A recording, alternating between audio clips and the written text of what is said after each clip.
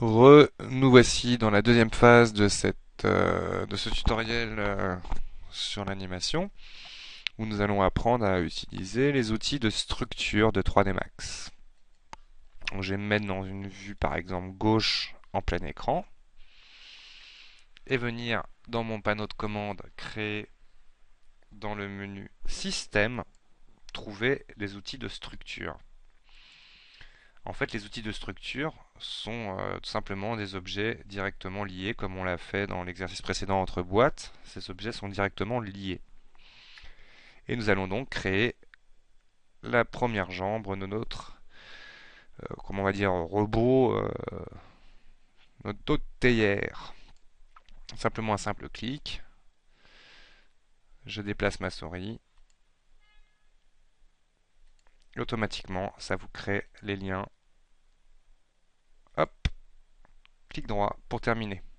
Là, on a automatiquement, on pourrait dire, comme la dernière boîte créée dans la vidéo précédente, le but de cinématique sera ce petit point-là.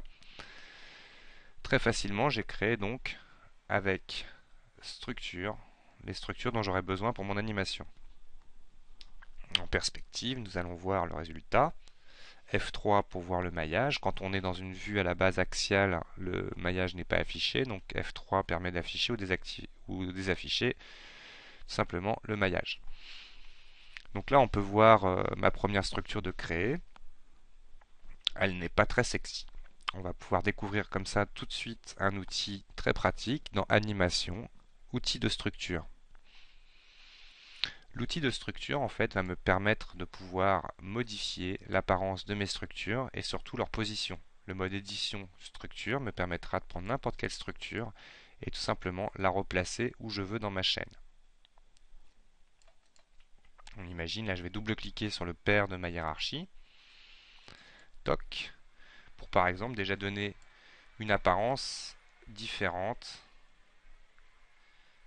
Hop, on va essayer de mettre les mêmes valeurs, 8 et 8 par exemple, avec un effilement très très mince de 30. On obtient ça. Chacune de mes structures pourra être redéfinie. En imaginant mon pied, cette structure-là, hop, voilà, on l'a fait un petit peu plus petite sur cet axe. Et nous allons pouvoir ajouter à chacune de nos structures des ailettes. C'est graphique, en même temps ça permet de voir où est le devant et le derrière, et ça permet aussi de mieux englober les systèmes de skinning après. Alors par exemple, ça c'est mon pied, je vais lui mettre à cette partie-là des ailettes latérales. On peut changer la taille. Je vais en mettre aussi ici. Hop. Et là par exemple, on va activer ailettes latérales et les ailettes de devant. Chacune de nos ailettes a ses propres paramètres. Donc par exemple celui-ci, on pourrait s'amuser comment dire, à changer la taille des ailettes. Hop, et en choisissant un effilement un peu plus prononcé, qu'on va mettre aussi bien devant et derrière. L'exemple, rajouter un talon sur celle-là dans l'ailette arrière. Hop, je vais lui donner une taille différente et pouvoir jouer donc avec ses ailettes. C'est surtout très esthétique. Bon, celui-là on n'en a pas besoin, je l'enlève. Et on va mettre des ailettes aussi à la partie du haut. Vraiment, comme je le disais, uniquement de manière esthétique.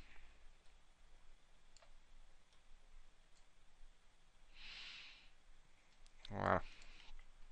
Donc nous avons créé notre première chaîne de structure. Là je vois que le membre n'est pas tout à fait correctement placé, donc je vais sélectionner celui-là et pouvoir le baisser ensuite. Vous voyez, ça offre vraiment une grande possibilité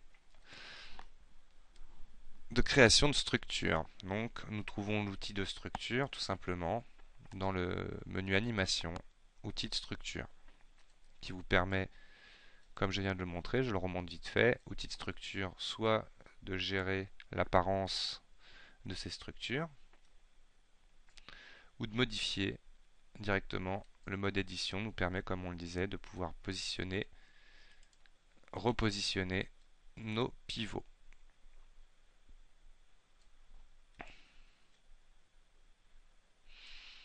Voilà. Alors maintenant, nous avons vu tout à l'heure une cinématique inversée sur 3 membres. Là, on en a 4. Donc on va s'amuser à créer une décomposition de mouvement. Donc dans un premier temps, je vais créer, comme on l'a vu tout à l'heure, un assistant point qui va me permettre de donner un point de départ à cette chaîne de structure. Donc je crée un assistant point, on voit qu'il a retenu les paramètres de création de tout à l'heure, et je vais le mettre en boîte pour qu'on le voit bien. Et l'aligner rapide, comme on l'a vu aussi dans la vidéo précédente, sur la première structure. Toc. Automatiquement, il se met à son pivot. Je n'oublie pas de lier mon membre de structure à son assistant. Sélection liaison, cliquez glisser sur l'une des branches ou sur la boîte sur n'importe quel élément de l'assistant. Logiquement, double-clic sur mon assistant, toute la chaîne de structure est sélectionnée. Si je déplace cet élément, toute la chaîne doit se déplacer. Rappelez-vous, clic droit pour l'annulation de la fonction en cours. À partir de là, nous allons créer une double cinématique inversée, qui est vraiment un standard, je dirais, pour l'animation d'une jambe, que ce soit pour un robot ou un personnage humain ou n'importe quelle bête, ça sera à peu près le même procédé. Donc pour cela, je vais avoir besoin d'un contrôleur pied que je vais créer avec un rectangle. Voilà. Donc mon contrôleur est créé, on va lui mettre une couleur aussi visible que donc ce serait plutôt celui-là, voilà, que le contrôleur jambe, contrôleur pied. Une fois de plus, je vais bien lier cet élément, par exemple, à cette structure, pour le positionner après. Ensuite, la portance du point de pivot de ce rectangle sera donnée pour la rotation du pied. Est-ce que je tourne par le talon? Donc là, dans ce cas-là, le pivot serait par ici. Est-ce que je tourne vers l'avant du pied? Il serait par là. Comment faire? Je vais tout simplement dans le menu hiérarchie et je vais dans le mode pivot affecter seulement mon pivot. Là, par exemple, je vais lui donner une position relative à l'avant de mon pied. Ce qui voudra dire tout bêtement que si je fais une rotation maintenant de ce rectangle, il tourne par ce pivot.